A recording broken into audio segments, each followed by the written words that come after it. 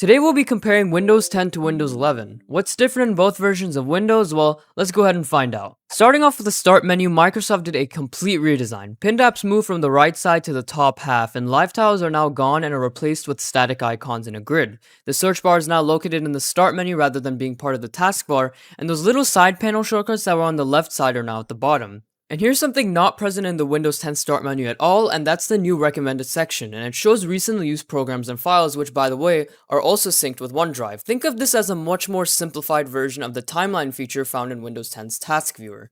The All Apps list, which was on the left side of the start menu in Windows 10, is now its own menu in Windows 11, using a button. And within the All Apps list, some older programs like Windows Explorer and Notepad are now part of the list rather than being part of the Windows System or Windows Accessories folder within the list. In fact, those folders are now completely removed and replaced with a shortcut to Control Panel called Windows Tools that lists many legacy built-in Windows programs that were previously in those folders. Moving on to changes in the taskbar, we see a lot of differences. The icons went from being left aligned to centered, although there is a setting to revert this, and if you look closely, the taskbar is also slightly taller in Windows 11, hard to notice, but it is there. The UI for active and idle programs has been changed. It's now indicated by the color and length of a little line in the taskbar icon with a transparent rounded square around a program when active. The animation in the taskbar for apps that are doing certain actions have been redesigned. For example, here are both animations for downloading or installing something, and here are both animations for apps that need your attention, like the user account control prompt. There are now bouncy icon animations when you open or close programs. Badges on apps have gone a little redesign. If you hover over the search or task view icon, you get quick little actions you can do without needing to click the icon. The start button no longer changes color based on your accent color, as you can see. And now here's some features that got removed from the taskbar in Windows 11. Firstly, you can only dock the taskbar to the bottom now, no more top, left, or right docked taskbars. Sizing options like the small taskbar buttons are now gone, as well as the never combine setting that allows you to see text previews of the programs from the taskbar. Oh yeah, you also can't drag and drop files in the taskbar anymore for some reason, which is pretty bizarre, and right-clicking on the taskbar doesn't give all those little settings and shortcuts, just a shortcut to taskbar settings. Now here's just general UI changes, so starting off, say goodbye to the sharp corners in Windows 10 and say hello to the rounded corners in Windows 11, and this is no understatement. Every single element in Windows 11 is now round, even the very old stuff. There are now new animations for opening, minimizing, and maximizing a window. Windows 10 went for more of a fade approach, while in Windows 11, the animation has a lot more resizing and fluidity action going on. Almost every single icon in Windows 11 has been redesigned to stay consistent with its modern design language. Some elements of this were present in Windows 10, however now it's everywhere, even in legacy areas like the control panel. As with every modern version of Windows, there's a new wallpaper. Previously, there was the old hero wallpaper, which was light shining out of a Windows logo, and now the background is much like a blue bloom, if that makes any sense. Microsoft also introduced new themes. Previously in Windows 10, there were 4 themes to choose from by default. Now there are 6. Light mode is also now the new default theme for Windows 11 rather than the hybrid of a dark taskbar and light apps in Windows 10. The Windows logo has gone through a redesign. It now resembles the Microsoft logo a lot more. The lock screen has gone through some changes, but it's pretty underwhelming. To sum it up, elements of the lock screen have now been centered and the quick status is now removed. You can only show one app that shows detailed status. Windows 11 now introduces a new blur effect called Mica and Acrylic. The blur will always show your desktop wallpaper even if the window is on top of a window with a different color. Look at how Calculator's blur shows the desktop wallpaper as opposed to the white blur in the calculator in Windows 10, despite both being in front of Notepad. Windows 11 now has a new font called, and I'm definitely going to mispronounce this, Segoe UI Variable, which is Microsoft's modified version of the previous Segoe UI font found in Windows 10. To paraphrase, Microsoft basically says this is a more pleasing and easier font to read. The screen with the spinning logo when signing in or out, doing updates, restarting and stuff like that now only shows a black background, unlike Windows 10 where it takes your accent color and sets that as the color of the background. Similarly, depending on whether you're using the dark or light mode, opening apps with splash screens will only show a black or white background in Windows 11, rather than conforming to the color of the background with the accent color in Windows 10. Context menus throughout Windows 11 have now been updated to look more modern. However, there is still an option within the context menu called Show More Options that allows you to see the old one that is seen in Windows 10 if you need it for some reason. Alert boxes for things like changing display settings and low battery alerts now have a complete redesign in Windows 11. Unlike Windows 10, Windows 11 now has a colored line at the bottom of some text boxes. Finally, in Windows 11 sign-in screen, the text box is now dark instead of white in Windows 10, and the enter arrow looks like it's part of the text box rather than being on its own in Windows 10. In terms of system sounds, Windows 11 actually has different sounds between its dark mode and light mode. In dark mode, the sounds are a lot more echoed and muted, whereas in light mode, they are more clear and less echoed. It's actually very interesting. Here's a direct comparison of the sounds in Windows 10, Windows 11, and Windows 11's dark mode.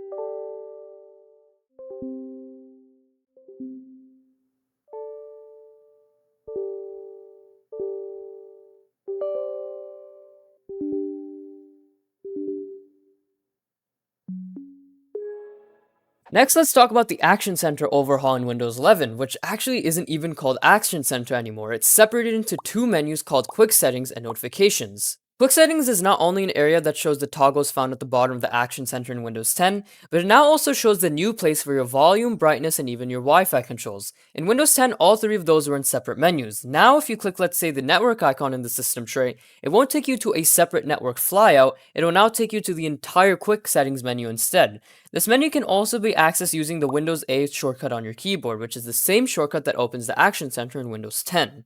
The other menu is the Notifications menu, which is now part of the calendar. Now the notifications are found above the calendar instead of within Action Center, and not only are the notifications round, but they're also no longer inside a bar like it was in Windows 10. You also have a shortcut to Focus's settings in the Settings app. This menu can also be accessed using the Windows N shortcut on your keyboard. And if you're curious about what's changed about the calendar, you'll be pretty disappointed. It has absolutely no integration with anything, and the detailed clock that showed seconds is also gone.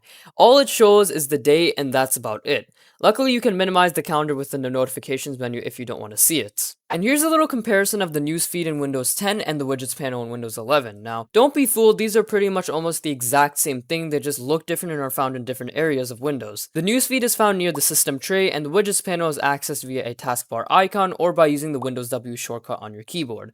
Last thing to note is that the newsfeed is customized using Microsoft Edge, while the widgets panel is partially customized within the panel, partially through Microsoft Edge as well.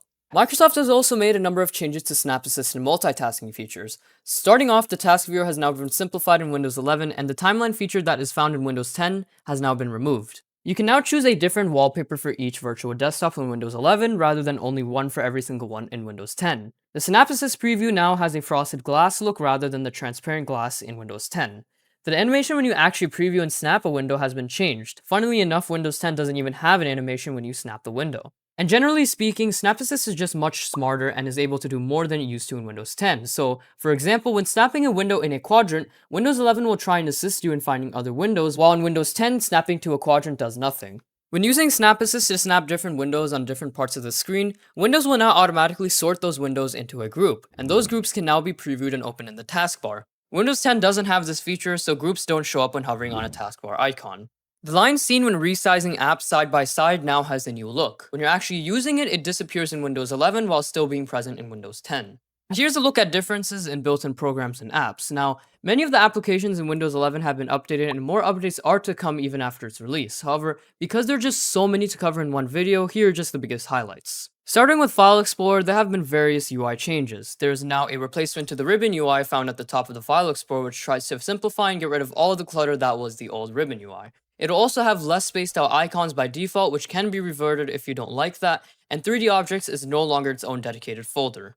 The Settings app has gone a complete overhaul. It's now supposed to be easier to navigate, more organized, and overall just look better. You'll see more enlarged icons and pictures that make the UI easier to use, and even some new animations. And just like the Settings app, the Microsoft Store is also getting a huge revamp with a new UI and various improvements. However, one of the best parts is that the store is now open to accepting more app types, such as EWA, which are web apps, Win32, which are like the .exe installers, even Android apps, though support for those will be delayed. This app is also coming to Windows 10, which is a huge bonus. Skype, which was preloaded in Windows 10, has now been removed in favor of the Microsoft Teams integration system built into Windows 11. However, you can still install Skype again if you really need it. Internet Explorer is finally disabled from Windows 11. You can try, it is nowhere to be found, so your only option is Microsoft Edge.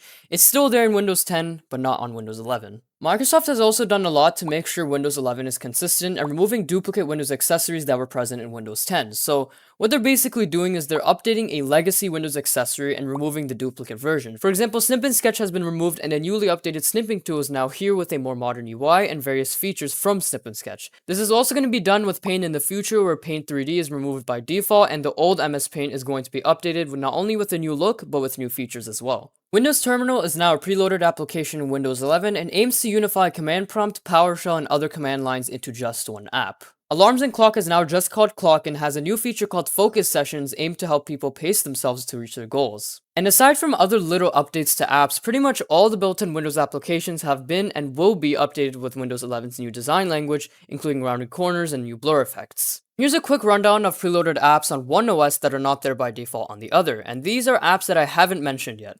3D Viewer, Math Info Panel, Mixed Reality Portal, OneNote for Windows 10, and the People app are all the preloaded exclusives on Windows 10, while Get Started, Microsoft News, and Microsoft To Do are the preloaded exclusives on Windows 11. All of these can still be installed through the Microsoft Store on both OSs, except for Math Input Panel, the People app, and Get Started. Now let's change perspective and move on to some tablet features. When you turn a device into a tablet in Windows 11, icons in the taskbar would just be spaced out. However, Windows 10 has two options. You can either space out the icons just like in Windows 11, or you can have it enable tablet mode, which is a completely different mode that is not available in Windows 11. Touch-enabled controls are now easier to use in Windows 11 because touch elements are stickier. For example, look at how my finger can resize Notepad in Windows 11 easier than I am able to in Windows 10. This is because the resizing targets are now much easier to touch and feel stickier. Now here's a rundown of the new and modified gestures between both OSs. Swiping from left to right from the edge in Windows 11 shows the widgets panel, while in Windows 10 it shows the task viewer.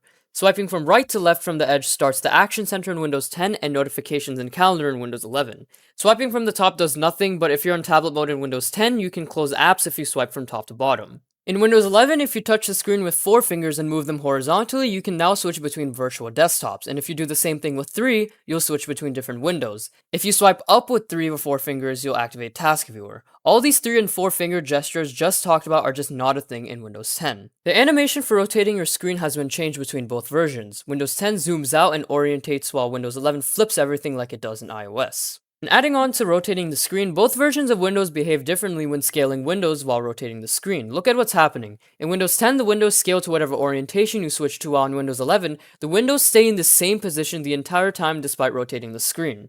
The touch keyboard in Windows 11 has had a complete overhaul. The keyboard looks nicer and keys are now rounded compared to the square ones in Windows 10. There are now more keys, navigating to certain settings are supposed to be easier, and now you can change the theme of your keyboard and not just be stuck with white or black. Now let's talk about the different experiences you'll get setting up both versions of Windows. The setup screen on Windows 11 has been completely redone. In Windows 10, the setup screen was dark blue and black with fade animations when navigating through the setup. In Windows 11, there are now more vibrant colors and blurs, new animations, new icons, new loading screens, and other various improvements. Cortana used to be a big part of the Windows 10 setup experience, however, say goodbye to her because she is no longer part of the setup experience in Windows 11. The steps you go through to set up Windows hasn't changed much between both versions. The only new step added in Windows 11 is the ability to name the computer, which was actually not a thing in Windows 10. After finishing setup, you'll be greeted with some text and animation on both OSs while Windows is getting your desktop ready. Not only is the text different during this process, but the background has also had a visual overhaul. In Windows 10, the background was constantly changing between different colors, while in Windows 11, a blurry bluish purple round light constantly moves around the background. And an interesting little find, when the entire setup process is complete and you get to your desktop, the start menu will now automatically pop up, which is just not what happens in Windows 10.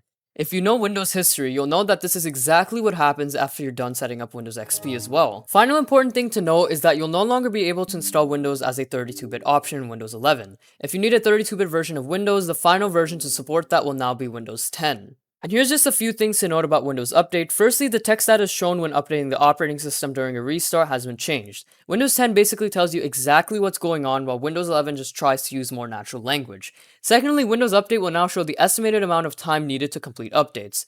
And finally, let's talk about feature updates. In Windows 10, Microsoft was committed to releasing a feature update twice a year. That is now changing because in Windows 11, you'll only get one feature update a year instead of two. So hopefully you can now decide whether to upgrade to Windows 11. Like, subscribe, and thanks for watching.